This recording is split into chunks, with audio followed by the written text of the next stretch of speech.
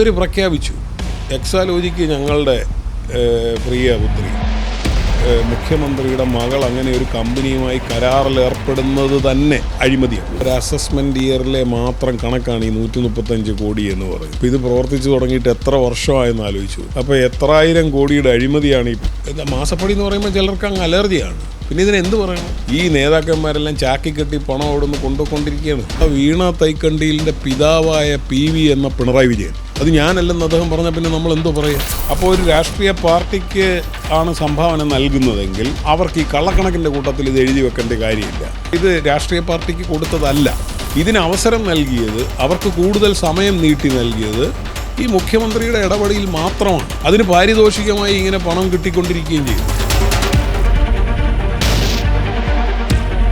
നമസ്കാരം. ഇന്ന് മറുനാടനൊപ്പം ഉള്ളത് രാഷ്ട്രീയ നിരീക്ഷകനും ചാനൽ ചർച്ചകളിലെ നിറസാന്നിധ്യവുമായ ജോസഫ് C. മാത്യു ആണ്. നമസ്കാരം. കഴിഞ്ഞ ദിവസമാണ് മുഖ്യമന്ത്രി പിണറായി വിജയൻ്റെ മകൾ വീണ വിജയന് വലിയ രീതിയിലുള്ള തിരിച്ചടി നേരിടേണ്ടി വന്നത്. SFIയുടെ അന്വേഷണം ഇനി മുന്നോട്ട് പോവുകയാണ്. ഇനി CPMൻ്റെ ക്യാപ്സ്യൂളുകൾ എങ്ങനെയായിരിക്കും? SFIയുടെ അന്വേഷണം ഏത് തലത്തിലേക്കാണ് ഇനി എത്തിച്ചേരുക? ഞാനിത് കഴിഞ്ഞ ദിവസത്തെ വിധി ഒരു വലിയ തിരിച്ചടി എന്ന് ഞാൻ വിചാരിക്കുന്നില്ല. കാരണം നിയമപരമായിട്ട് ഈ SFIയുടെ അന്വേഷണത്തെ തടസ്സപ്പെടുത്താനുള്ള ഒരു വാദങ്ങളും എക്സാലോജിക്കോ വീണയോ അവിടെ നിരത്തി എന്ന് ഞാൻ കരുതുന്നില്ല. അവരാകപ്പാടെ പറഞ്ഞത് സെക്ഷൻ 210 പ്രകാരം നടക്കുന്ന ഒരു അന്വേഷണം ഉള്ളപ്പോൾ 212 പ്രകാരമുള്ള സീരിയസ് ഫ്രോഡ് ഇൻവെസ്റ്റിഗേഷന് പ്രിമച്വറാണ് എന്നുള്ളതാണ്. അതിന് യാതൊരു അടിസ്ഥാനവും നിയമത്തിലില്ല എന്നാണ് ഞാൻ കരുതുന്നത്. കാരണം 212 ആമത്തെ ക്ലോസ്, അതാണ് SFI അന്വേഷണത്തെ സാധൂകരിക്കുന്ന വ്യവസ്ഥ. അത് തുടങ്ങുന്നത് തന്നെ വിത്തൗട്ട് പ്രിജുഡിസ് ടു ക്ലോസ് 210 എന്ന് പറഞ്ഞുകൊണ്ടാണ്. അപ്പോൾ അങ്ങനെ മുൻവിധിയില്ലാതെ കേന്ദ്ര സർക്കാരിന് അവരുടെ അഭിപ്രായത്തിൽ ഒരു കമ്പനിയിൽ സീരിയസ് ഫ്രോഡ് നടന്നിട്ടുണ്ട് എന്ന് തോന്നിയാൽ ആ അന്വേഷണത്തിന് ഉത്തരവിടാം എന്നാണ് അവിടെ പറഞ്ഞിരിക്കുന്നത്. എന്ന് മാത്രമല്ല, CSI ചർച്ചുമായി ബന്ധപ്പെട്ട തമിഴ്നാട്ടിലെ കേസിൽ കോടതി പറഞ്ഞു, central government may in its opinion എന്ന് പറഞ്ഞാൽ ഒരു ചോദ്യം ചോദിച്ചാൽ അങ്ങനെ സീരിയസ് ഫ്രോഡ് ഉണ്ടോ ഇല്ലയോ എന്ന അഭിപ്രായം പറഞ്ഞു പോകണം, അല്ലാതെ പിന്നീട് ഇപ്പോൾ തീരുമാനിച്ചിട്ടില്ല എന്നൊക്കെയുള്ളൊരു മറുപടി പോരാ എന്ന് പറഞ്ഞു. അപ്പോൾ ഈ വിഷയത്തിൽ ഒരു സീരിയസ് ഫ്രോഡ് ഉണ്ടോ ഇല്ലയോ എന്നുള്ള ചോദ്യത്തിന് കേന്ദ്ര സർക്കാരിന് ഒരു മറുപടിയേ പറയാൻ കഴിയുള്ളൂ. അപ്പോൾ ആ മറുപടിയാണ് കോടതിയിൽ പറഞ്ഞത്. അപ്പോൾ കേരള ഹൈക്കോടതി അങ്ങനെ ചോദ്യം ചോദിക്കുകയും മറുപടി പറയാൻ നിർബന്ധിതമായൊരു സാഹചര്യത്തിൽ ആ മറുപടി കൊടുക്കുകയും അന്വേഷണം ആരംഭിക്കുകയും ചെയ്തതാണ്. അതുകൊണ്ട് നിയമപരമായിട്ട് ഇത് രാഷ്ട്രീയ പ്രേരിതമാണെന്നോ ഇത് പ്രിമച്വറാണെന്നോ ഒക്കെയുള്ള വാദമൊന്നും നിയമപരമായി നിലനിൽക്കുമെന്ന് ഞാൻ വിചാരിക്കുന്നില്ല. രാഷ്ട്രീയമായി പക്ഷേ വലിയ തിരിച്ചടി തന്നെയാണ്. അത് CPIMനും മുഖ്യമന്ത്രിക്കുമാണെന്നാണ് ഞാൻ വിചാരിക്കുന്നത്. കാരണം ആദ്യം ഈ വിഷയം മനോരമ പത്രത്തിലൂടെ പുറത്തു വന്ന ഘട്ടത്തിൽ, ഈ ഇൻകം ടാക്സിൻ്റെ സെറ്റിൽമെൻറ്റ് ഓർഡറിൻ്റെ ഉത്തരവ് പുറത്തു വന്ന ഘട്ടത്തിൽ ഈ എക്സാലോജിക്ക് എന്നുള്ള കമ്പനിക്ക് വേണ്ടി മറുപടി പറയുന്ന ചുമതല എന്തുകൊണ്ടോ CPIMൻ്റെ സംസ്ഥാന സെക്രട്ടേറിയറ്റ് ഏറ്റെടുത്തു. അത് അസാധാരണമായിട്ടുള്ള കാര്യമാണ്. ഇവിടെ ഒരുപാട് പാർട്ടി മെമ്പർമാരുടെ ബന്ധുക്കൾ സ്ഥാപനങ്ങൾ നടത്തുന്നുണ്ടോ? ആ സ്ഥാപനത്തിൻ്റെ ഒന്നും PR മാർക്കറ്റിങ്ങോ ഒന്നും CPM എന്നുള്ള പാർട്ടി ഏറ്റെടുത്തതായിട്ട് എൻ്റെ അറിവിലില്ല. അവർ പക്ഷേ ഈ വിഷയത്തിൽ എക്സാലോജിക്ക് 2 കമ്പനികൾ തമ്മിലുള്ള കരാറാണെന്നും അവർ നിയമവിരുദ്ധമായി ഒന്നും ചെയ്തിട്ടില്ലെന്നും ടാക്സ് അടച്ചിട്ടുണ്ടെന്നും ഒക്കെയുള്ളൊരു പത്രക്കുറിപ്പ് CPMൻ്റെ സംസ്ഥാന സെക്രട്ടേറിയറ്റ് കൂടി പുറത്തിറക്കുക എന്ന് പറഞ്ഞാൽ എനിക്ക് ഒരു തരത്തിലും അത് മനസ്സിലാകുന്നേയില്ല. എങ്ങനെയാണ് ഈ പാർട്ടി അണികൾ എങ്ങനെയാണ് ഇതിനെ ഉൾക്കൊള്ളുക എന്നുള്ളതും എനിക്ക് വളരെ അത്ഭുതമായിട്ടാണ് തോന്നുന്നത്. അപ്പോൾ ഇത് നമ്മൾ കോൺഗ്രസിനെയൊക്കെ കുറിച്ച് ഇങ്ങനെ ഒരു കുടുംബവാഴ്ച എന്നൊക്കെ പറയുമായിരുന്നു. കുറഞ്ഞ പക്ഷം അവരൊക്കെ രാഷ്ട്രീയത്തിൽ വന്നിട്ടാണ് കുടുംബവാഴ്ച നടത്തുന്നത്. ഇത് സ്വകാര്യ സ്ഥാപനം നടത്തിക്കൊണ്ടൊരു കുടുംബവാഴ്ച ഇവിടെ നടന്നുകൊണ്ടിരിക്കുകയാണ്. ഇതിനെതിരായിട്ട് സംസാരിക്കാൻ കേൾപ്പില്ലാത്ത വിധം ഈ പാർട്ടിയുടെ സംസ്ഥാന നേതൃത്വവും ഒരു പരിധിവരെ ദേശീയ നേതൃത്വവും അങ്ങനെ ആയിപ്പോയിരിക്കുന്നു എന്നുള്ളത് വളരെ നിർഭാഗ്യകരം. അപ്പം അങ്ങനെ എക്സാലോജിക്കിൻ്റെ ഒരു വക്കാലത്ത് ഒരു PR CPM ഏറ്റെടുത്ത് കഴിഞ്ഞ ശേഷം എക്സാലോജിക്കിനുണ്ടാകുന്ന ഓരോ തിരിച്ചടിയും CPM വരുന്ന തിരിച്ചടിയായി മാറുകയാണ്. അല്ലെങ്കിൽ അവർ അന്നേരം ഡിസ്റ്റൻസ് ചെയ്യണമായിരുന്നു, അതായിരുന്നു ചെയ്യേണ്ടിയിരുന്നത്. അങ്ങനെ ഡിസ്റ്റൻസ് ചെയ്യാൻ പറ്റുമോ മോറലി എന്നുള്ളത് ഈസ് അനദർ ക്വസ്റ്റ്യൻ. പക്ഷേ ഇത് അവരങ്ങ് ഓണപ്പ് ചെയ്തു. ഇത് ബൈബിളിലൊക്കെ ഇവൻ എൻ്റെ പ്രിയപുത്രൻ എന്ന് പറയുന്നത് പോലെ ഇവർ പ്രഖ്യാപിച്ചു, എക്സാലോജിക്ക് ഞങ്ങളുടെ പ്രിയപുത്രി എന്നങ്ങ് പ്രഖ്യാപിച്ചു. അങ്ങനെ CPM പറഞ്ഞ സ്ഥിതിക്ക് ഈ തിരിച്ചടികൾ ഓരോന്നും ഇനി ഈ CPMൻ്റെ ശരീരത്തിൽ ഏറ്റുവാങ്ങുക എന്നുള്ളത് ഇവർ സ്വയം വരുത്തി വെച്ച കാര്യമാണ്. അപ്പോൾ നമ്മളോട് പറഞ്ഞത് എന്താണ് അന്ന്? അതുകൊണ്ടാണ് ഞാൻ തിരിച്ചടി എന്ന് പറയുന്നത്. നമ്മളോട് പറഞ്ഞത് ഇതിലൊരു സ്വാഭാവിക നീതിയുടെ നിഷേധമുണ്ട്. ഇൻകം ടാക്സ് സെറ്റിൽമെൻറ്റ് ബോർഡ്, നമുക്കറിയാം ഇൻകം ടാക്സ് സെറ്റിൽമെൻറ്റ് നടത്തുന്നത് ഒരു കമ്പനിയുമായി ബന്ധപ്പെട്ടാണ്.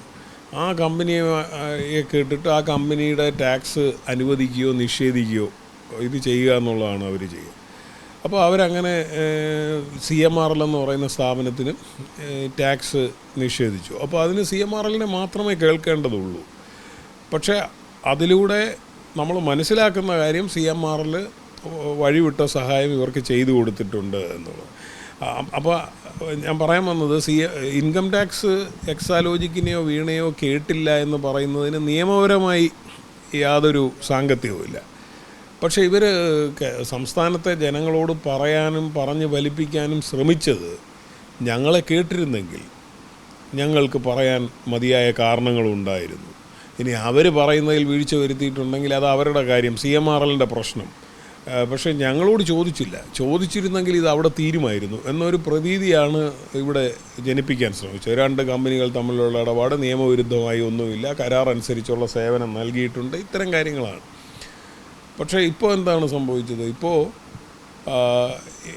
അന്ന് തന്നെ മാധ്യമങ്ങൾ പറഞ്ഞു, നിങ്ങൾക്ക് പറയാനുള്ള കാര്യങ്ങൾ നിങ്ങൾ പറയൂ, ഇപ്പോൾ നിങ്ങൾ പറഞ്ഞാൽ നമ്മൾ ടെലികാസ്റ്റ് ചെയ്യാം എന്ന് പറഞ്ഞു. അപ്പോൾ ഇവർ പറഞ്ഞു, നിങ്ങളോടെന്തിനാണ് പറയുന്നത്, കോടതി പറഞ്ഞാൽ മതിയല്ലോ എന്ന് പറഞ്ഞു. അപ്പോൾ ഇപ്പോൾ കോടതിയിൽ പറയേണ്ട ഒരു സാഹചര്യം വന്നു. പക്ഷെ കോടതിയോടും പറയാനൊന്നുമില്ല. നിയമത്തോട് നിയമം ചോദ്യം ചോദിക്കുന്നത് തടയണം എന്നാവശ്യപ്പെട്ടുകൊണ്ടാണ് കോടതിയിൽ പോകുന്നത്. അപ്പോൾ ഇന്നലെ വരെ ഞങ്ങളോട് ചോദിച്ചില്ല, ഞങ്ങൾക്ക് പറയാനുള്ള അവസരം നിഷേധിച്ചു, അങ്ങനെ ഏകപക്ഷീയമായി ഞങ്ങളുടെ സ്വാഭാവിക നീതി നിഷേധിച്ചുകൊണ്ട് ഞങ്ങൾക്കെതിരെ പ്രചരണം നടക്കുന്നു എന്ന് പറഞ്ഞവർ ഇന്നിപ്പോൾ പറയാൻ നിർബന്ധിതമായപ്പോൾ ഞങ്ങളോട് ചോദ്യം ചോദിക്കരുത്, ഞങ്ങളെക്കൊണ്ട് പറയിപ്പിക്കരുത് എന്ന് പറഞ്ഞുകൊണ്ട് കോടതിയിൽ പോവുകയാണ്. ഈ കാപട്യം ജനങ്ങളുടെ മുന്നിൽ വളരെ വ്യക്തമായിട്ട് പുറത്തു വരികയാണ്. പക്ഷെ ഞാനതിനെ ഒരു വീണയുടെയോ എക്സാലോജിക്കിൻ്റെയോ പ്രശ്നമായിട്ട് കാണുന്നില്ല. അതാണ് അതിൻ്റെ അത് CPMന് മനസ്സിലായത് കൊണ്ടാണ് CPM ചാടിക്കേറി മറുപടി പറഞ്ഞതെന്നാണ് മനസ്സിലായത്. അത് ആകെപ്പാടെയുള്ള പ്രശ്നം എന്ന് പറഞ്ഞാൽ അതിനെ അങ്ങനെ നേതാവ് അഴിമതി നടത്തുന്ന ആളല്ല എന്ന് വിശ്വസിക്കുന്ന ആൾക്കാരെ സംബന്ധിച്ചിടത്തോളം പിന്നെ എന്തിനാണ് ഇതിന് മറുപടി പറയാൻ പോയതെന്നുള്ള ചോദ്യത്തിന് ഉത്തരം കിട്ടില്ല എന്നുള്ളതാണ്. പക്ഷേ ഇതിൻ്റെ പ്രശ്നം വീണ എന്ന് പറയുന്ന എക്സാലോജിക്ക് എന്ന് പറയുന്നത് ഒരു റിസീവിങ് എൻഡ്, ഒരു പോക്കറ്റ് എന്നൊക്കെ പറയാവുന്ന പോലെ മാത്രമേ ഉള്ളൂ. ഇത് പിണറായി വിജയൻ എന്ന സംസ്ഥാന മുഖ്യമന്ത്രിക്ക്, രാഷ്ട്രീയ നേതാവിന് CMRL എന്നുള്ള കമ്പനി കൊടുത്ത അഴിമതി പണമാണെന്നാണ് ഇൻട്രീം സെറ്റിൽമെൻറ്റ് ബോർഡിൽ എഴുതി വച്ചിരിക്കുന്നത്. അത് ബ്ലാക്കായിട്ടും വൈറ്റായിട്ടും കൊടുത്തുവെന്നും, വൈറ്റായിട്ട് കൊടുത്തത് മകളുടെ സ്ഥാപനത്തിലേക്കും മകളുടെ അക്കൗണ്ടിലേക്കാണെന്നും, ബ്ലാക്കായി കൊടുത്തത് അല്ലാതെ കൊടുത്തതാണെന്നുമാണ് അതിൽ എഴുതി വച്ചിരിക്കുന്നത്. മറ്റ് നേതാക്കളും കൈപ്പറ്റി, അതായത് മറ്റ് രാഷ്ട്രീയ നേതാക്കളും കൈപ്പറ്റി എന്നുള്ള ആരോപണം ഉയർന്നു വന്നിരുന്നു. അവരിലേക്കും ഈ അഴിമതി ആരോപണം ഉയർന്നു വരാൻ ഇനി സാധ്യതയുണ്ടോ? അത് അന്വേഷിക്കപ്പെടേണ്ടത് കേരളത്തിൻ്റെ ആവശ്യമാണ്. ഇത് ഇന്നും ഇന്നലെയും തുടങ്ങിയല്ല. നമ്മൾ മനസ്സിലാക്കേണ്ടത് ഒരു അസസ്മെൻറ്റ് ഇയറിലെ മാത്രം കണക്കാണ് ഈ 135 കോടി എന്ന് പറയുന്നത്. അപ്പോൾ ഇത് പ്രവർത്തിച്ചു തുടങ്ങിയിട്ട് എത്ര വർഷമായെന്ന് ആലോചിച്ച് നോക്കും.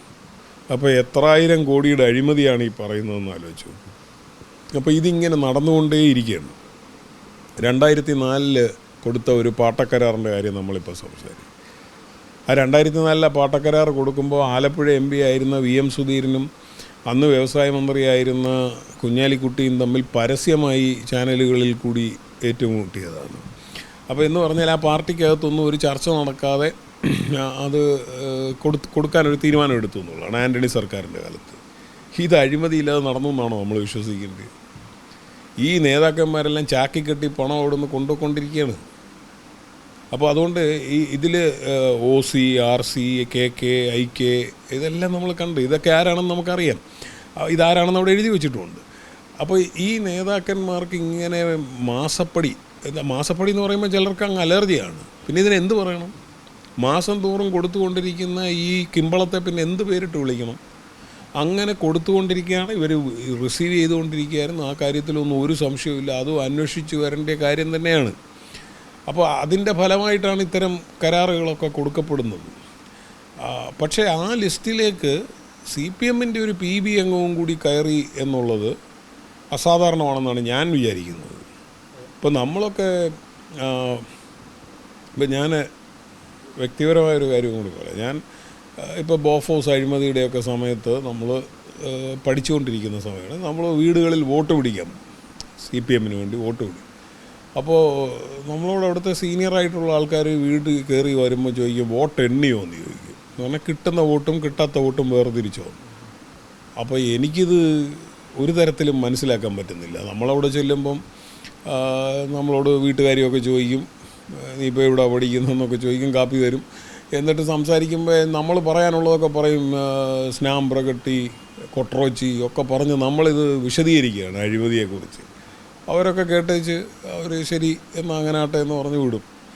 പിന്നെ ഞാൻ മനസ്സിലാക്കിയൊരു കാര്യം, ചില വീടുകളിൽ പറയും എല്ലാവരും അഴിമതിക്കാരാണ്. അപ്പോൾ പിന്നെ നമുക്ക് പണി കൂടി. കാര്യം നമ്മൾ അഴിമതിക്കാരല്ല എന്നങ്ങോട്ട് തെളിയിക്കണം. അത് കുറച്ചുകൂടെ ബുദ്ധിമുട്ടാണല്ലോ. അപ്പോൾ അവർക്ക് ലോക്കലി ഓരോ നേതാക്കന്മാരുടെ പ്രശ്നത്തെക്കുറിച്ചൊക്കെ പറയാനുണ്ടാവും. ഒന്നും സംസ്ഥാന തലത്തിലുള്ള CPM നേതാക്കളെക്കുറിച്ച് അങ്ങനെ ഒരു അഴിമതി ആരോപണം ഇല്ല. പക്ഷേ ലോക്കലി ഉള്ള ചില റിയൽ എസ്റ്റേറ്റ് കച്ചവടം അതൊക്കെ അവരിങ്ങനെ പറയും, നിനക്കറിയാമല്ലോ ഇന്നടത്ത്. അപ്പോൾ ഞാൻ അന്നേരം എൻ്റെ വോട്ടെണ്ണൽ പ്രക്രിയ എങ്ങനെയാണെന്ന് പറഞ്ഞാൽ, എല്ലാവരും അഴിമതിക്കാരാണെന്ന് പറയുന്നവർ തരത്തില്ല. അത് കോൺഗ്രസ്സിന് ചെയ്യാനുള്ളൊരു ജസ്റ്റിഫിക്കേഷൻ മനസ്സിൽ രൂപപ്പെടുത്തിയിട്ടുണ്ടെന്നുള്ളതാണ്. ഈ ഞാനിപ്പോൾ അത് പറയാൻ കാര്യം, CPM ഇപ്പം മുന്നോട്ട് വെക്കുന്ന വാദം അല്ലെങ്കിലും എല്ലാവരും അഴിമതിക്കാരല്ലേ എന്നുള്ളതാണ്. നിങ്ങൾ മുഖ്യമന്ത്രി സ്ഥാനത്തിരുന്നു കൊണ്ട് നിങ്ങൾക്കെതിരെ ഇങ്ങനെ ഒരു അഴിമതി ആരോപണം വന്നിരിക്കുന്നു, മകളുടെ കമ്പനിയിലേക്ക് പൈസ വാങ്ങിയിരിക്കുന്നു, തെളിവ് സഹിതം വന്നിരിക്കുന്നു. അവരുടനെ പറയുന്നത് നിങ്ങളെന്താ UDF നേതാക്കളെക്കുറിച്ച് പറയാത്തതെന്നാണ്. ഞാൻ വ്യക്തിപരം എനിക്കതൊരു പുതുമയല്ല. ഞാനത് പറഞ്ഞ് വീടാന്തരം പോയി വോട്ട് പിടിച്ചിട്ടുള്ള ആളാണ്. എന്നെ ഞെട്ടിപ്പിക്കുന്ന കാര്യം, ഈ CPMൻ്റെ PB അംഗത്തിനെതിരെ ഇങ്ങനെ ഒരു ആരോപണം വന്നുവെന്നും ആ ആരോപണത്തോട് ഇവരെടുക്കുന്ന സമീപനവുമാണ്. നിഷേധിക്കുന്ന പോലും ഇല്ലല്ലോ. PB ഞാനല്ലെന്ന് പറഞ്ഞുകൊണ്ടിരിക്കുകയാണ്. ഈ എക്സാലോജിക്കിൻ്റെ പ്രൊമോട്ടറായിട്ടുള്ള വീണ തൈക്കണ്ടിയിലിൻ്റെ പിതാവായ PV എന്ന പിണറായി വിജയൻ, അത് ഞാനല്ലെന്ന് അദ്ദേഹം പറഞ്ഞാൽ പിന്നെ നമ്മൾ എന്തോ പറയുക? അങ്ങനെ പറഞ്ഞതുകൊണ്ട് കാര്യമാവും. ഇനി വേറെ ഒന്നും കൂടെ ചോദിക്കട്ടെ, ഇതിപ്പോഴല്ലല്ലോ. ഇത് PT തോമസ് MLA പത്രസമ്മേളനം നടത്തി പ്രതിമാസം 50 ലക്ഷം രൂപ വെച്ച് ഇവർ കൈപ്പറ്റുന്നുണ്ട് എന്ന് പറഞ്ഞല്ലോ. അന്ന് വിവരാവകാശമുള്ള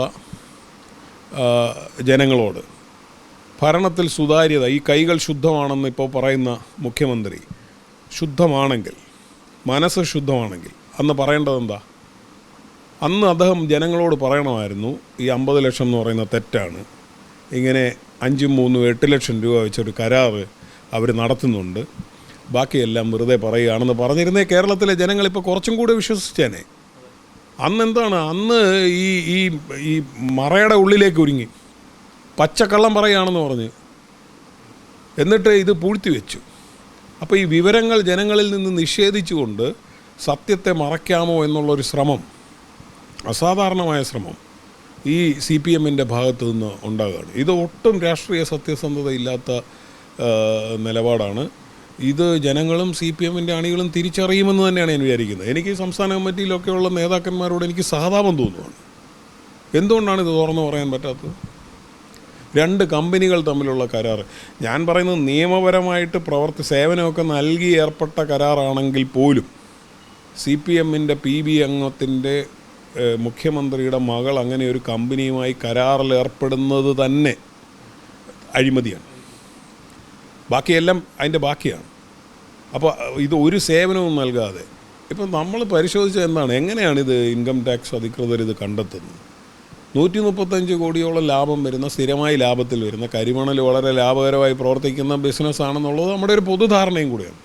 ഇവർ ഈ പറയുന്ന അസസ്മെൻറ്റ് ഇയറിൽ അവർക്ക് ഒരു ലാഭവും ഇല്ല എന്നങ്ങോട്ട് ഡിക്ലെയർ ചെയ്യാൻ. അപ്പോൾ ഇൻകം ടാക്സുകാർ അവിടെ റെയ്ഡ് നടത്തുമ്പോൾ അവിടുത്തെ അക്കൗണ്ട്സ് സൂക്ഷിച്ചിരിക്കുന്ന ടാലിയിൽ, അപ്പോൾ ഈ CMRL എന്താണ്, അവർ വളരെ കോംപ്ലസൻ്റാണ്. അവരെ സംബന്ധിച്ചിടത്തോളം എല്ലാവരും അവരുടെ പേറോളിലുള്ളവരാണ്. ഇവിടെ റെയ്ഡൊന്നും നടക്കില്ല എന്ന് വിചാരിക്കുകയാണ്. എങ്ങനെയോ അവിടെ ഒരു റെയ്ഡ് നടക്കുന്നു. ആ റെയ്ഡ് നടക്കുന്നതിൻ്റെ അകത്ത് ഈ ടാലി സോഫ്റ്റ്വെയറിൻ്റെ അകത്ത് നിന്ന് അവർ സൂക്ഷിച്ചിരിക്കുന്ന എന്താണ്, യഥാർത്ഥ അക്കൗണ്ടുകളും ഫേക്ക് അക്കൗണ്ടുകളും അവർ തന്നെ സെപ്പറേറ്റായി സൂക്ഷിച്ചിരിക്കുകയാണ്. അതിൽ നിന്ന് ഈ ഫേക്ക് അക്കൗണ്ടുകൾ എടുത്തപ്പോൾ 135 കോടി രൂപ. ഇതിൻ്റെ കണക്ക് എന്താണെന്ന് പരിശോധിച്ചപ്പോൾ ഇതിൻ്റെ കടലാസുകളിൽ നിന്ന് ഇത് കിട്ടുന്നു, മൊഴികളിലൂടെ അത് സാധൂകരിക്കപ്പെടുന്നു. ഇവിടുന്നാണ് ഇതിൻ്റെ തുടക്കം. അപ്പോൾ അങ്ങനെ അവർ നോക്കുമ്പോൾ എന്താ കാണുന്നത്, അവർ വ്യാജ ബില്ലുകൾ ഉണ്ടാക്കുകയാണ്. അപ്പോൾ അവരുടെ തന്നെ എംപ്ലോയീസ്, CMRLൻ്റെ എംപ്ലോയീസ് അല്ലെ പഴയ എംപ്ലോയീസ്, അവരെ കൊണ്ട് വാഹിനി, അങ്ങനെ പല പേരുകൾ പറഞ്ഞിട്ടുണ്ട്, ട്രാൻസ്പോർട്ട് കമ്പനികൾ രജിസ്റ്റർ ചെയ്തിട്ട് അവർക്ക് അങ്ങോട്ട് ട്രാൻസ്പോർട്ടേഷൻ എഗൻസ്റ്റ് ആയിട്ടെന്നുള്ള രീതിയിൽ അങ്ങോട്ട് തുക കൊടുക്കുക. തുക കൊടുത്ത ശേഷം അവരുടെ കയ്യിൽ നിന്ന് 20,000-ൽ താഴെയുള്ള ചെക്ക് ഇങ്ങോട്ട് വാങ്ങുകയാണ്. ഇവിടെ ഇപ്പോൾ ഒരു പത്രം, മംഗളം പത്രത്തിന് 50 ലക്ഷം രൂപ കൊടുത്തതായിട്ട് പറയുന്നുണ്ട് അതിൻ്റെ അകത്ത്. അപ്പോൾ അതിൽ അന്നത്തെ ദിവസം അവർ പറയുന്നുണ്ട് 298 വൗച്ചർ എഴുതിയിരിക്കുകയാണ് 20,000-ൻ്റെ താഴെ വെച്ച്. അപ്പോൾ അന്നത്തെ ദിവസം 54 ലക്ഷം രൂപയുടെ വൗച്ചർ ഇങ്ങനെ തിരിച്ചെടുത്തിരിക്കുകയാണ്. അപ്പോൾ അവർക്ക് വളരെ കൃത്യമായിട്ട് മനസ്സിലാവുമല്ലോ എന്തിനു വേണ്ടിയാണ് ഈ വൗച്ചർ എടുത്തതെന്നും അന്നത്തെ ദിവസം ഈ തുക എങ്ങോട്ടാണ് പോയതെന്നും ക്യാഷായിട്ട് പോയതെന്നും എല്ലാം മനസ്സിലാവുമല്ലോ. അങ്ങനെ ഇൻകം ടാക്സിലെ ഉദ്യോഗസ്ഥർ മനസ്സിലാക്കിയെടുത്ത കാര്യങ്ങളാണ്, അല്ലാതെ ഇവർ വെറുതെ ഒരു ആരോപണമല്ല. ഇത് CMRLനോട് ചോദിക്കുമ്പോൾ അവർക്ക് നിഷേധിക്കാൻ പറ്റുന്നില്ല. അവർ പറയുന്നത് എന്താണ്, ഞങ്ങൾക്ക് ഇങ്ങനെ ഇവിടെ പ്രവർത്തിക്കാൻ കഴിയുള്ളൂ, ഞങ്ങൾക്ക് റോ മെറ്റീരിയലുകൾ കിട്ടുന്നത് ഇവിടുത്തെ പൊതുമേഖലാ സ്ഥാപനങ്ങളിൽ നിന്നാണ്, അതിനെതിരെ സമരം നടക്കുന്നുണ്ട്, ഇതിനെയൊക്കെ ഒതുക്കി ഞങ്ങൾക്ക് മുന്നോട്ട് പോകണമെങ്കിൽ ഈ രാഷ്ട്രീയ നേതാക്കന്മാർക്ക് ഇങ്ങനെ പണം കൊടുത്തുകൊണ്ടിരുന്നേ പറ്റൂ എന്ന് കേരളത്തിലെ ഒരു പബ്ലിക് ലിമിറ്റഡ് കമ്പനി രാജ്യത്തെ ഏറ്റവും വലിയ സ്റ്റാറ്റ്യൂട്ടറി അതോറിറ്റിയോട് പറയുകയാണ്. അതവിടെ രേഖപ്പെടുത്തി വെച്ചിരിക്കുകയാണ്. അപ്പോൾ ഇതൊന്നുമില്ലെങ്കിലും മുഖ്യമന്ത്രി എന്നുള്ള നിലയിൽ, മന്ത്രിസഭ എന്നുള്ള നിലയിൽ, വ്യവസായ മന്ത്രി എന്നുള്ള രീതിയിൽ P. രാജീവൻ, അദ്ദേഹം എറണാകുളത്തു നിന്നുള്ള മന്ത്രിയും കൂടിയാണ്, അദ്ദേഹത്തിന് ഈ സംസ്ഥാനത്തെ വ്യവസായ അന്തരീക്ഷം ഇങ്ങനെയല്ല, അതിനെതിരെ ഇങ്ങനെ ഒരു കിംവദന്തി പരത്താൻ പാടില്ല എന്ന് CMRLനോട് പറയാൻ കഴിയാത്തതിൻ്റെ കാര്യം എന്താ? പറയുന്നില്ലല്ലോ. രണ്ടാമത് സംസ്ഥാന സർക്കാരിൻ്റെ സ്ഥാപനമായിട്ടുള്ള KSIDCക്ക് അതിൽ 13.5 അതിനോടടുത്ത് ഓഹരിയുണ്ട്. എന്ന് പറഞ്ഞാൽ ഈ 135 കോടി രൂപ ലാഭമുള്ള 2018-19 വർഷം മാത്രം ലാഭവിഹിതമായി 18 കോടി രൂപ KSIDCക്ക് കിട്ടേണ്ടതാണ്. അങ്ങനെ പ്രതിവർഷം ഈ ലാഭവിഹിതം നഷ്ടപ്പെട്ടിട്ട് ആ പണമാണ് ഇവരുടെ പോക്കറ്റിലേക്ക് പോകുന്നത്. KKയ്ക്കായാലും IKയ്ക്കായാലും പോകുന്നത് ഈ സംസ്ഥാനത്തിൻ്റെ പണമാണ്. അപ്പോൾ PVക്ക് കിട്ടിയോ ഇല്ലയോ എന്നുള്ളത് മാത്രമല്ല, ഇതെടുത്ത് രാഷ്ട്രീയ എതിരാളികൾക്ക് കൊടുത്താണെങ്കിൽ അത് ചോദിക്കാനും ഇദ്ദേഹം ബാധ്യസ്ഥനാണ്. ചോദ്യമില്ല. എന്തുകൊണ്ടില്ല? ഇതിന് ഉത്തരവാദിത്വം ആരാ പറയണ്ടേ? നമ്മളാരെയാ ഭരണം ഏൽപ്പിച്ചിരിക്കുന്നത്? അവരിത് സംരക്ഷിക്കാൻ ബാധ്യസ്ഥരല്ലേ? ഈ കണ്ണടച്ച് കൊടുക്കുന്നതിന് എന്തിനാണ് കണ്ണടച്ച് കൊടുക്കുന്നത്? അവരുടെ പാർട്ടി ഫണ്ടിലേക്ക് പൊക്കോട്ടെ എന്ന് പറയാൻ വേണ്ടിയാണോ? അപ്പോൾ ഇതെല്ലാം സാമാന്യബുദ്ധിയുള്ള ജനത്തിന് മനസ്സിലാവും. അപ്പോൾ ഇങ്ങനെ വ്യവസായ അന്തരീക്ഷത്തെക്കുറിച്ച് ഉണ്ടായ ഈ രാജ്യത്തെ ഏറ്റവും വലിയ ഏജൻസിയുടെ റിപ്പോർട്ട്, പൊതുമേഖലാ സ്ഥാപനത്തിന് കിട്ടേണ്ട ലാഭം വഴിതിരിച്ച് രാഷ്ട്രീയക്കാർക്കും മറ്റുള്ളവർക്കും ഒക്കെ അഴിമതിപ്പണമായിട്ട് പോകുന്നത്, പിന്നീട് അതിൻ്റെ ഡയറക്ടർ ബോർഡിലിരുന്നു. KSIDCയുടെ ഉത്തരവാദിത്തപ്പെട്ടവർ ഇതിൻ്റെ ഡയറക്ടർ ബോർഡിലുണ്ട്. അപ്പോൾ ഞങ്ങൾ ദൈനംദിന കാര്യത്തിലൊന്നും ഇടപെടത്തില്ലെന്ന് പറഞ്ഞാൽ കമ്പനി നിയമം അനുസരിച്ച് ആരാണ് ഉത്തരവാദി? ഡയറക്ടർ ബോർഡിലുള്ളവരാണ് ഉത്തരവാദി. KSIDCക്ക് ഉത്തരവാദിത്തത്തിൽ നിന്ന് മാറി നിൽക്കാൻ കഴിയുമോ? അവരൊന്നും അറിഞ്ഞില്ല. അവർ ഈ കരാർ കൊടുത്തത് അറിഞ്ഞില്ല, പണം പോകുന്നത് അറിഞ്ഞില്ല, ലാഭമുണ്ടോ ഇല്ലയോ എന്ന് അറിഞ്ഞില്ല. പിന്നെ ഇവന്മാർ എന്തിനാണ് അവിടെ പോയി സിറ്റിംഗ് ഫീ മേടിച്ചുകൊണ്ട് അതിൻ്റെ അകത്ത് പോയിരിക്കുന്നത്? നമ്മളൊക്കെ ഡയറക്ടർ ബോർഡിൽ പ്രവർത്തിക്കുന്നതാണ് പ്രൈവറ്റ് ലിമിറ്റഡ് കമ്പനികളിൽ. ഇതിന് ഉത്തരവാദിത്തം എന്താണെന്ന് നമുക്കറിയാം. ഇവരാരോടാണ് ഈ പറഞ്ഞ് പറ്റിക്കാൻ ശ്രമിക്കുന്നത്? അപ്പോൾ ഇതെല്ലാം കണ്ണടച്ച് കൊടുക്കുന്നതിൻ്റെ കാരണം എന്ന് പറഞ്ഞാൽ ഇവർക്ക് എല്ലാവർക്കും ഇത് കിട്ടുന്നുണ്ട് എന്നുള്ളതാണ്. അതിനോടൊപ്പമാണ് ഈ ലീസ് എഗ്രിമെൻ്റ് കാര്യം. ഈ 2004 ലീസ് എഗ്രിമെൻറ്റിനെതിരെ വളരെ ശക്തമായ പ്രക്ഷോഭം ഉണ്ടായി. 10 ദിവസത്തിനകത്ത് ആ എഗ്രിമെൻറ്റ് ക്യാൻസൽ ചെയ്യുന്ന നടപടി സംസ്ഥാന ഗവൺമെൻറ് എടുത്തതാണ്. അന്ന് കക്ഷി രാഷ്ട്രീയ ഭേദമന്യേ അവിടെ മനുഷ്യച്ചങ്ങല ഒക്കെ വന്നതാണ്. VS അച്യുതാനന്ദൻ അതിലെടുത്തുകൊണ്ടിരുന്ന നിലപാടിനെക്കുറിച്ച് എനിക്ക് നല്ല ബോധ്യമുണ്ട്. അത് കഴിഞ്ഞ് VS മുഖ്യമന്ത്രിയാകുന്ന സമയത്ത് വ്യവസായ നയത്തിൽ ഇത്തരം ഖനനം പൊതുമേഖലയിൽ മാത്രമേ നടത്തൂ എന്ന് ഇടതുമുന്നണിയുടെ വ്യവസായ നയം രൂപീകരിക്കപ്പെട്ടതാണ്. അത് കഴിഞ്ഞിട്ട് ഈ ലീസ് റദ്ദാക്കിയതിനെതിരെ CMRL KREML, അവരുടെ സിസ്റ്റർ കൺസേൺ ആയിട്ടുള്ള KREML, അത് മണൽ വാരാൻ വേണ്ടി അവരുണ്ടാക്കിയ കമ്പനി, അത് അവർ ഹൈക്കോടതിയുടെ സിംഗിൾ ബെഞ്ചിലും പോകുന്നു. അവർ വിജയിക്കുന്നു. ഡിവിഷൻ ബെഞ്ചിൽ അപ്പീൽ പോകുന്നു. സർക്കാർ അവിടെ പരാജയപ്പെടുന്നു. അതായത് CMRLന് അനുകൂലമായി, KREMLന് അനുകൂലമായി വിധി വരുന്നു. സുപ്രീം കോടതിയിൽ പോകുന്നു. അവിടെയും KREMLന് ലീസ് എഗ്രിമെൻറ്റ് വാലിഡാണ് എന്നുള്ള ഇത് വരുന്നു. പക്ഷേ സുപ്രീം കോടതി പറയുന്നത് എന്താണ്? സുപ്രീം കോടതി പറയുന്നത് ഈ മൈനിങ് ആക്ടിൻ്റെ സെക്ഷൻ 17A(2) പ്രകാരം ഒരു സംസ്ഥാന സർക്കാരിന് ഖനനം നടത്താൻ അവർക്ക് ഈ മണൽ വേണം എന്ന് തോന്നിയാൽ അവർക്ക് ഈ സ്ഥലം റിസർവ് ചെയ്യാം, നോട്ടിഫൈ ചെയ്ത് റിസർവ് ചെയ്യാം. എന്ന് പറഞ്ഞാൽ ഇവർ ഈ KREML വിജയിച്ചു, സംസ്ഥാനം തോറ്റു എന്ന് പറയുന്നത് നമ്മൾ ഈ operation successful but patient died എന്ന് പറയുന്ന പോലെയാണ്. അതായത് സാങ്കേതികമായി KREMLന് അനുകൂലമായി വിധിച്ചു. പക്ഷേ ആ വിധിയിൽ തന്നെ കോടതി പറയുകയാണ്, സംസ്ഥാന സർക്കാരിന് ഖനനം നടത്താൻ ഈ സ്ഥലം വേണം എന്ന് പറഞ്ഞാൽ അവർക്ക് ഈ സ്ഥലം റിസർവ് ചെയ്യാം, നോട്ടിഫൈ ചെയ്ത് റിസർവ് ചെയ്യാം. അതോടുകൂടി KREMLന് ഇതിന്മേലുള്ള എല്ലാ റൈറ്റ്സും നഷ്ടപ്പെട്ടു. അവർക്ക് പിന്നീട് അതിന്മേലൊരു പെറ്റീഷൻ കൊടുക്കാനോ അപേക്ഷിക്കാനോ ഉള്ള റൈറ്റും നഷ്ടപ്പെട്ടു. പിന്നെ അവരുടെയും നമ്മുടെയും ഒക്കെ ഒരേ അവകാശമാണ്, എല്ലാ പൗരനും ഉള്ള അവകാശമാണ്. ഈ വിധി വരുന്നത് 2016 ഏപ്രിൽ മാസമാണ്. അപ്പോൾ നമ്മൾ മനസ്സിലാക്കേണ്ടത് LDF മെയ്യിൽ അധികാരത്തിൽ വരുന്നു. LDFൻ്റെ വ്യവസായ നയം എന്ന് പറയുന്നത് ശ്രീ പിണറായി വിജയൻ പാർട്ടി സെക്രട്ടറി ആയിരിക്കുമ്പോൾ രൂപീകരിക്കപ്പെട്ട VS അച്യുതാനന്ദൻ മന്ത്രിസഭയുടെ നയമാണ്. അതിൽ ഇത് പൊതുമേഖലയിൽ മാത്രമേ ഖനനമുള്ളൂ എന്നാണ്. പിന്നെ മുൻപിൻ നോക്കേണ്ട കാര്യമില്ല. നയപരമായി സെറ്റിൽഡ് പൊസിഷനാണ്. പിറ്റേ ദിവസം നോട്ടിഫൈ ചെയ്യേണ്ടതാണ്. എന്താണ് ചെയ്തത്? 2016 ഡിസംബർ മുതൽ മകളുടെ കമ്പനിയിലേക്കും മകൾക്കും പിന്നീട് അടുത്ത 2 മാസം കഴിഞ്ഞപ്പോൾ മകളുടെ കമ്പനിയിലേക്ക് 3 ലക്ഷം രൂപ വീതം വരുന്ന ഇതുണ്ടായി. ഇത് ഞാൻ പറഞ്ഞ പോലെ ഇത് വൈറ്റ് ആയിട്ടുള്ളത്, ബ്ലാക്ക് എന്ന് അവർ പറയുന്നു. അവിടെ എഴുതി വെച്ചിരിക്കുന്ന പേരിൻ്റെ കൂട്ടത്തിൽ ഇദ്ദേഹത്തിൻ്റെ ഉണ്ട്. അത് തെളിയിക്കപ്പെട്ട് കൂടുതൽ വരട്ടെ. അപ്പോൾ ഇങ്ങനെ പണം നൽകിക്കൊണ്ടിരിക്കുന്നതിന് പാരിതോഷികമായി സംഭവിക്കുന്നത് എന്താണ്? ഈ ലീസ് എഗ്രിമെൻ്റ് അതേപടി തുടരുകയാണ്. അപ്പോൾ 2016 മെയ് മുതൽ 2019 വരെ ഈ നോട്ടിഫൈ ചെയ്ത് ഏത് സമയത്തും ഇത് ഏറ്റെടുക്കാമായിരുന്നു. പക്ഷേ ഇവർ ഏറ്റെടുക്കുന്നില്ല എന്ന് മാത്രമല്ല, ഈ ഉദ്യോഗസ്ഥർ ഏറ്റെടുക്കാൻ വേണ്ടി തുടങ്ങിയ നടപടി മുഖ്യമന്ത്രി ഇടപെട്ട് മരവിപ്പിക്കുന്നു, പെൻഡിങ്ങിൽ വെക്കുന്നു. 2019 ആയപ്പോൾ ഒരു സാഹചര്യവും കൂടെ ഉണ്ടായി. കേന്ദ്ര സർക്കാർ വന്നിട്ട് അവരുടെ ചട്ടം അമെൻഡ് ചെയ്യുകയും ഇതുപോലെ ആറ്റോമിക് മൈനിങ് എല്ലാം പൊതുമേഖലയിൽ മാത്രമാണെന്നുള്ള നയം കേന്ദ്ര സർക്കാരിൻ്റേതായിട്ടും വരുന്നു. അപ്പോൾ അതുവരെ KREML വാദിച്ചുകൊണ്ടിരുന്നത് ഈ നയം രൂപീകരിക്കേണ്ടത് കേന്ദ്ര സർക്കാരാണെന്നും അവർക്ക് സ്വകാര്യ മേഖലയിൽ പ്രശ്നമില്ലെന്നുള്ളതായിരുന്നു. അപ്പോൾ ഇത് KREMLൻ്റെ കേസ് വീണ്ടും ദുർബലപ്പെടുന്നു. അപ്പോൾ 2019 മുതൽ ശ്രീ പിണറായി വിജയൻ്റെ ബാധ്യത ഇവരുടെ ഈ ലീസ് എഗ്രിമെൻ്റ് ക്യാൻസൽ ചെയ്യുകയും ഇവരെ ഇതിൽ നിന്ന് പുറത്താക്കുകയും ചെയ്യേണ്ട ബാധ്യത എന്ന് പറയുന്നത് നിയമപരമായ ബാധ്യത കൂടിയാണ്, നയപരമായ വിഷയം മാത്രമല്ല. 2019 ശേഷം അപ്പോൾ ഇത് എന്ത് ചെയ്തു? അതും ഉദ്യോഗസ്ഥർ തുടങ്ങിയ നടപടി എടുത്ത് ഫ്രീസറിൽ വെച്ചുകൊണ്ട് ഈ നടപടി വൈകിപ്പിക്കുകയും അവർക്ക് ലീസ് എഗ്രിമെൻറ്റിൽ തുടരാനായിട്ട് അനുവദിക്കുകയും ചെയ്തു. അതുകൊണ്ടുണ്ടായ KREMLനുണ്ടായ അവസരം എന്ന് പറയുന്നത് ഈ സമയത്ത് മുഴുവൻ അവർ കേന്ദ്ര സർക്കാരിൻ്റെ അടുത്ത് ഔദ്യോഗികമായും അനൗദ്യോഗികമായും ഈ ചട്ടങ്ങളിൽ ഭേദഗതി വരുത്താൻ വേണ്ടിയുള്ള തീവ്ര ശ്രമം നടത്തുകയായിരുന്നു. നിങ്ങൾക്ക് പരിശോധിക്കാവുന്നതാണ്.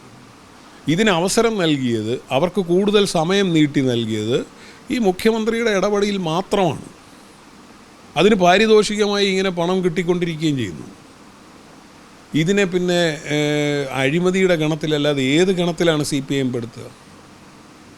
അതുകൊണ്ട് ഇത് സംസ്ഥാനത്തെ ജനങ്ങളുടെ മുന്നിൽ ഇത്രയും തെളിവോടുകൂടി വന്ന ഒരു അഴിമതി ആരോപണം വേറെ ഉണ്ടെന്ന് ഞാൻ വിചാരിക്കുന്നില്ല. എൻ്റെ ശ്രദ്ധയിൽ ഈ സമീപകാലത്തെങ്ങും ഉണ്ടെന്ന് ഞാൻ വിചാരിക്കുന്നില്ല. SFIയുടെ അന്വേഷണം ഇനി ഏത് തലത്തിലേക്ക് എത്തി നിൽക്കും? വീണ വിജയനെ ചോദ്യം ചെയ്യലിലേക്ക് കടക്കുന്ന അവസ്ഥയിലേക്ക് എത്തിച്ചേരുമോ?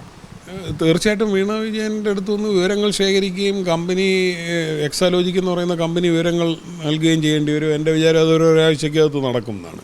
പക്ഷേ SFIO അന്വേഷണം എന്ന് പറയുന്നത് കമ്പനി നിയമത്തിൻ്റെ പരിധിയിൽ നിന്നുള്ള ഒരു അന്വേഷണമാണ്. അതിൽ SFIOയ്ക്ക് കുറച്ചുകൂടെ വിപുലമായ അധികാരങ്ങളുണ്ട്. അവർക്ക് വേണമെങ്കിൽ EDയും ഒക്കെ ഇൻവോക്ക് ചെയ്യാം എന്നൊക്കെയുള്ള സാഹചര്യമുണ്ട്. പക്ഷേ ഇത് കമ്പനി നിയമത്തിൻ്റെ മാത്രം പരിധിയിൽ നിന്ന് അന്വേഷിക്കേണ്ട ഒരു കാര്യമല്ല. ഞാൻ മനസ്സിലാക്കുന്നത് ഇത് ഇൻകം ടാക്സ് സെറ്റിൽമെൻറ്റ് ബോർഡിൻ്റെ ഉത്തരവ് വന്ന ആ ഒരു ഘട്ടത്തിൽ തന്നെ ഇതിന്മേൽ വേറെ അന്വേഷണം കേന്ദ്രം ആരംഭിച്ചിരുന്നുവെന്നും ആ അന്വേഷണം ഇടയ്ക്ക് വെച്ച് അട്ടിമറിക്കപ്പെട്ടതാണെന്നുമാണ് ഞാൻ പറയുന്നത്. മുഖ്യമന്ത്രി നിയമസഭയ്ക്കകത്തും പുറത്തും പറഞ്ഞൊരു കാര്യമുണ്ട്. ഈ എക്സാലോജിക്കിനെ കുറിച്ച് അന്വേഷിച്ച ഒരു കൂട്ടർ, അതാണത് ഉപയോഗിച്ചത്, ഒരു കൂട്ടർ അവരുടെ ക്ലയൻറ്റ് ലിസ്റ്റിൽപ്പെട്ട ഒരു കമ്പനിക്ക് തീവ്രവാദ ബന്ധമുണ്ടെന്ന് പറഞ്ഞു. അപ്പോൾ അതിങ്ങോട്ട് വേണ്ട എന്ന് നമ്മൾ പറഞ്ഞു. ഇതൊക്കെ അദ്ദേഹം പറഞ്ഞാണ്. എൻ്റെ ചോദ്യം, അത് ഏതാണ് ആ കൂട്ടർ?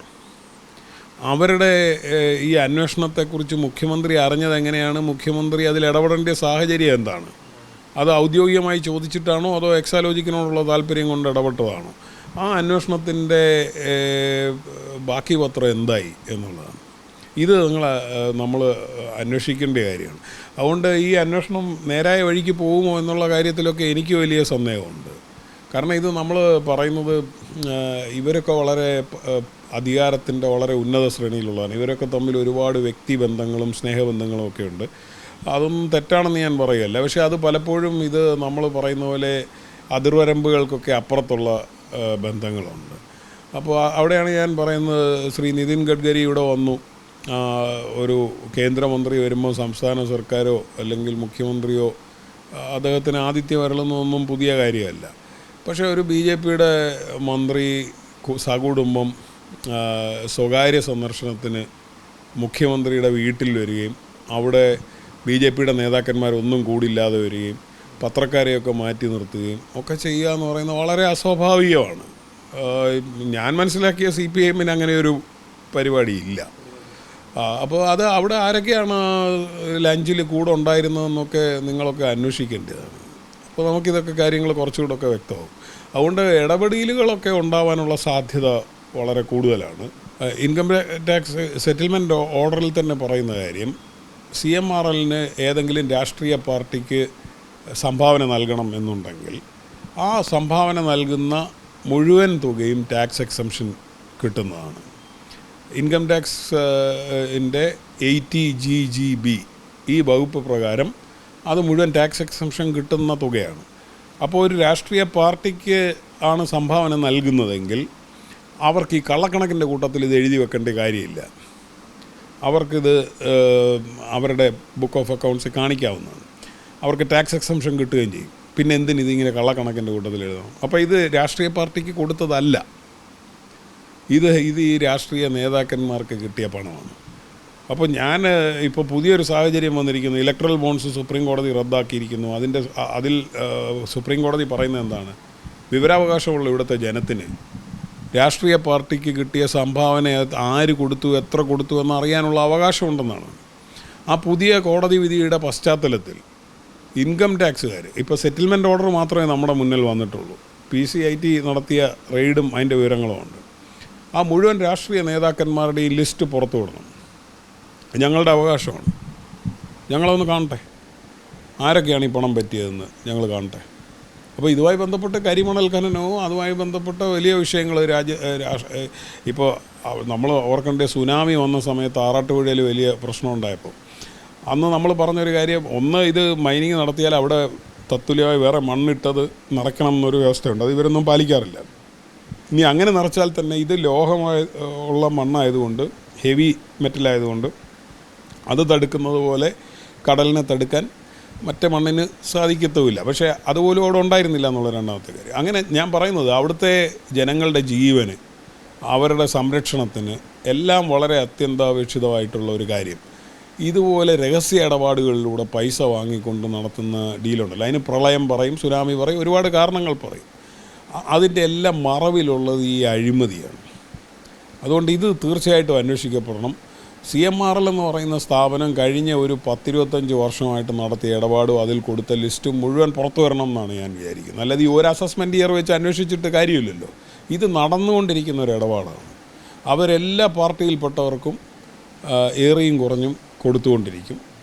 അങ്ങനെ ഡ്രോ തുറന്ന് വെച്ച് മേടിക്കാൻ തീരുമാനിക്കുന്നവർക്കെല്ലാം കിട്ടും. അപ്പോൾ അതിലേക്ക് ഇതുപോലെ മുതിർന്ന CPM നേതാവും വന്നിരിക്കുന്നു. അത് പുതിയൊരു സംഭവമാണെന്നാണ് ഞാൻ വിചാരിക്കുന്നത്. ഇനി 10-25 വർഷത്തെ ലിസ്റ്റ് പുറത്തു വന്നാൽ നമുക്കത് ബോധ്യപ്പെടാം. വരട്ടെ. അതുകൂടാതെ കോടിയേരിക്ക് വരെ ഇത്തരത്തിലൊരു സംരക്ഷണ കവചം CPM ഇതുവരെ ഒരുക്കിയിട്ടില്ല. വീണാ വിജയന് അത് ലഭിച്ചുകൊണ്ടിരിക്കുന്നു. ഇതിനെ എങ്ങനെ നോക്കിക്കാണുന്നു? അല്ല, ഒരു രാഷ്ട്രീയ നേതാക്കൾക്കും അങ്ങനെ ലഭിച്ചിട്ടില്ല. ഇതിലെല്ലാം പുലർത്തിയിരുന്ന ഒരു സമയമുണ്ട്. ഇപ്പം VS നിയമസഭയിൽ നിൽക്കുമ്പോഴേ അദ്ദേഹത്തിൻ്റെ കുടുംബത്തിനെതിരെ, അദ്ദേഹത്തിൻ്റെ മകനെതിരെ, മകൾക്കെതിരെ, അദ്ദേഹത്തിനെതിരെ എന്തെല്ലാം ആക്ഷേപം ഉന്നയിക്കപ്പെട്ടതാണ്. അപ്പോൾ എനിക്ക് നല്ല ഓർമ്മയുണ്ട്, മറ്റേ ലോട്ടറി കേസിൻ്റെ അകത്ത് CBI അന്വേഷണത്തിന് VS വിടുമ്പം അതിൽ മകൻ ഇടപെട്ടു എന്നൊരാക്ഷേപം വന്നു. VS എടുത്ത സമീപനം എന്താണ്? CBIക്ക് VS കത്ത് കൊടുത്തു, തൻ്റെ മകൻ്റെ ഇടപെടലും കൂടി അന്വേഷിക്കണം എന്ന് നോട്ടിഫൈ ചെയ്തു. ബാക്കി ആക്ഷേപങ്ങളെക്കുറിച്ച് മുഴുവൻ പ്രതിപക്ഷ നേതാവ് പറയുന്ന ഉദ്യോഗസ്ഥനെ കൊണ്ട് അന്വേഷിപ്പിക്കാമെന്ന് പറഞ്ഞു. പ്രതിപക്ഷ നേതാവായിരുന്ന ശ്രീ ഉമ്മൻചാണ്ടി അത് മുഖ്യമന്ത്രിക്ക് തീരുമാനിക്കാമെന്ന് കത്ത് കൊടുത്തു. അത് ലോകായുക്തയ്ക്ക് വിട്ടു. പിന്നീട് അത് അവർ വന്നപ്പോൾ വിജിലൻസിനോ മറ്റോ വിട്ടു. അതിൻ്റെ എല്ലാം ഗതി എന്താണെന്ന് നമുക്കറിയാം. നിയമസഭയിൽ ഉന്നയിച്ചപ്പം അദ്ദേഹം പറഞ്ഞു നിയമസഭാ സമിതി അന്വേഷിക്കണമെന്ന് VS ആവശ്യപ്പെട്ടു. അങ്ങനെ VD സതീശൻ ചെയർമാനായിട്ടുള്ള നിയമസഭാ സമിതിയാണ് ഇത് അന്വേഷിച്ചത്. അന്ന് ശ്രീ വിഷ്ണുനാഥ് എനിക്കെതിരെ ഒക്കെ ആരോപണം ഉന്നയിച്ചതാണ്. ഇത് മുഴുവൻ അന്വേഷിച്ചതാണ്. അപ്പോൾ ഇങ്ങനത്തെ എല്ലാ അന്വേഷണങ്ങളും അങ്ങോട്ട് ആവശ്യപ്പെട്ട് നടത്തിയ ആളാണ് CPMൻ്റെ സ്ഥാപക നേതാവെന്ന് പറയാവുന്ന PB അംഗമായിരുന്ന മുതിർന്ന നേതാവ് VS അച്യുതാനന്ദൻ. ഇതാണ് CPM പുലർത്തി വന്നിരുന്ന ഒരു നൈതികത. ഇതെല്ലാ കാര്യത്തിലും അന്ന് ഈ VSൻ്റെ മക്കൾക്കെതിരെ, അവർക്കെതിരെ എല്ലാം പറയുന്ന സമയത്ത് ആരാണ് ഇത് ഡിഫെൻഡ് ചെയ്യാനുണ്ടായിരുന്നത്? ഇവരാരും ഇതിനൊന്നും കണ്ടില്ലല്ലോ. ഇങ്ങനെയല്ലല്ലോ ഈ ചട്ടക്കൂട് തീർത്ത്. ഇവരെ അന്വേഷിക്കട്ടെ എന്നാണ്, അതിനവർ മറുപടി പറയട്ടെ എന്നൊരു നിലപാടാണ് എടുത്തത്. ഇതെന്തുകൊണ്ടാണ് ഇവരിങ്ങനെ നിലപാടെടുക്കുന്നതെന്നുള്ളത് ഇവരെ ആലോചിക്കേണ്ടതാണ്. ഇത് ഞങ്ങൾ VSൻ്റെ വിഷയങ്ങൾ സംസാരിക്കുന്ന സമയത്ത് നമ്മൾ വ്യക്തിയല്ല പാർട്ടിയാണ് പ്രധാനമെന്നാണ് പറഞ്ഞുകൊണ്ടിരുന്നത്. ഇത് യഥാർത്ഥത്തിൽ ഇതിനെ ഒരു വ്യക്തിയിലേക്ക് പരിമിതപ്പെടുത്തിക്കൊണ്ടിരുന്ന പരിപാടി അന്ന് അദ്ദേഹം സെക്രട്ടറി ആയിരിക്കുന്ന ഘട്ടത്തിൽ തന്നെ ശ്രീ പിണറായി വിജയൻ ആരംഭിച്ചതാണ്. അതിപ്പോൾ മുഖ്യമന്ത്രി ആയപ്പോഴും അത് തുടരുകയാണ്. അന്ന് ഇപ്പോൾ നമ്മുടെ ബഹുമാനപ്പെട്ട G. സുധാകരൻ അദ്ദേഹം അന്ന് പറഞ്ഞു സെക്രട്ടറി എന്ന് പറഞ്ഞാൽ പാർട്ടിയാണ്, പാർട്ടിക്ക് വേണ്ടി ജീവൻ കൊടുക്കുമെന്ന്. കുറച്ചു നാൾ കഴിഞ്ഞപ്പം മുഖ്യമന്ത്രി എന്ന് പറഞ്ഞാൽ പാർട്ടിയാണ്, മുഖ്യമന്ത്രിക്ക് വേണ്ടി ജീവൻ കൊടുക്കും എന്നായി മാറി ഇത്. അപ്പോൾ എന്താണ് ഇത് മാറ്റം ഉണ്ടായത്? ഒരേ വ്യക്തി ആ പൊസിഷൻ മാറിയതാണ്. അതുകൊണ്ടാണ് ഞാൻ പറഞ്ഞത് ഇതൊരു വ്യക്തിയിലേക്ക് കൂട്ടിക്കെട്ടുകയാണ് ചെയ്തത്.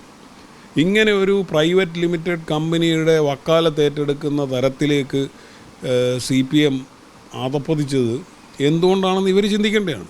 ഇപ്പോൾ ഇന്നലെ ഗോവിന്ദ മാസ്റ്റർ പറയുന്നു ആ കമ്പനിയുടെ ന്യായമൊക്കെ അവർ പറയും.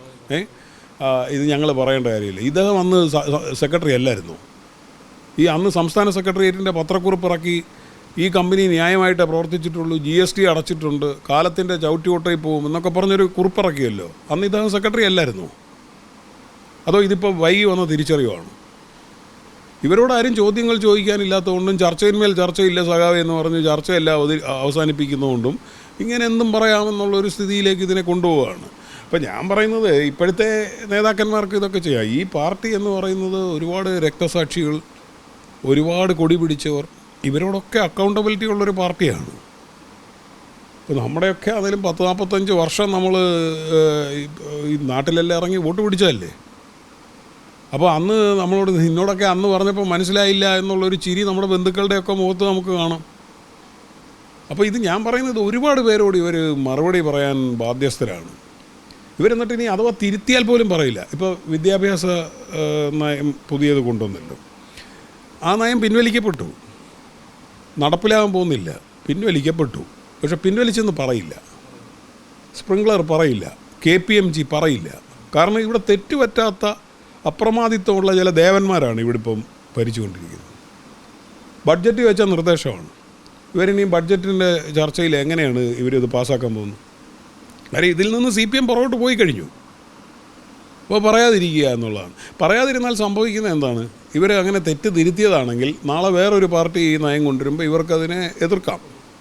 ഇപ്പോൾ എന്താണെന്ന് പറഞ്ഞാൽ തത്വത്തിൽ അതിനെ അംഗീകരിച്ചു കൊടുത്തു. അപ്പോൾ ഇത് CPMൻ്റെ നയം എന്താണെന്ന് അറിയാൻ വയ്യാതെയാണോ ഈ PB അംഗങ്ങൾ ഉൾപ്പെടെയുള്ള ഈ നേതാക്കന്മാരിരുന്നിട്ട് ഇതിന് അനുമതി കൊടുത്ത് ഇത് പാസ്സാക്കുന്നത്? അതോ നയപരമായിട്ട് ഇതൊന്നും ചർച്ച ചെയ്യേണ്ടതെന്നാണോ? പാർട്ടിയുടെ നയം അങ്ങനെയല്ലെന്നാണ് ഗോവിന്ദ മാസ്റ്റർ പറയുന്നത്. അപ്പോൾ ഈ പാർട്ടിയുടെ നയത്തിന് വിരുദ്ധമായിട്ട് പാർട്ടിയുടെ ഗവൺമെൻറ് പ്രവർത്തിച്ചാൽ ഇവർക്ക് ചോദ്യം പറച്ചിലൊന്നുമില്ലേ? VS അച്യുതാനന്ദനെതിരെ ക്രോസ് ചെക്ക് ചെയ്യാൻ വേണ്ടി മന്ത്രിമാരുടെ ഒരു 5 അംഗ കമ്മിറ്റി ഉണ്ടാക്കിയായിരുന്നു. ആ കമ്മിറ്റി ഉണ്ടാക്കിയപ്പോഴത്തെ സെക്രട്ടറിയാണ് ശ്രീ പിണറായി വിജയൻ. എന്താ ഗോവിന്ദ മാസ്റ്റർക്ക് ഒരു 5 അംഗ കമ്മിറ്റി അങ്ങോട്ട് ഉണ്ടാക്കി വെച്ച് കൊടുക്കാത്തത്? ഇതുപോലത്തെ തെറ്റുകൾ ആവർത്തിച്ച് പറ്റുന്നല്ലോ, എന്താ ചെയ്യാത്തത്? അപ്പോൾ അതൊക്കെ അവരുടെ കാര്യം. പക്ഷേ ഇത് നിങ്ങൾ ചോദിച്ചുകൊണ്ട് ഞാൻ പറയുകയാണ്, ഇത് ഒരു വ്യക്തിയിലേക്ക് ചുരുങ്ങി ആ വ്യക്തിയുടെ കുടുംബത്തിന് ഓശാന പാടലാണ് രാഷ്ട്രീയ പ്രവർത്തനം എന്നും അതാണ് ഇടതുപക്ഷ രാഷ്ട്രീയ പ്രവർത്തനമെന്നും ഇവരിങ്ങനെ വ്യാഖ്യാനിച്ചുകൊണ്ട് ഇരിക്കുകയാണ്. അപ്പോൾ ജനങ്ങൾ തീരുമാനിക്കട്ടെ എന്താണ് ഇടതുപക്ഷ രാഷ്ട്രീയ പ്രവർത്തനം, ഇത്ര ഇടതുപക്ഷം നമുക്ക് മതിയോ എന്നൊക്കെ ഉള്ളത് ജനങ്ങൾ തീരുമാനിക്കട്ടെ, എന്നല്ലാതെ നമുക്കിപ്പോൾ എന്ത് പറയുന്നു?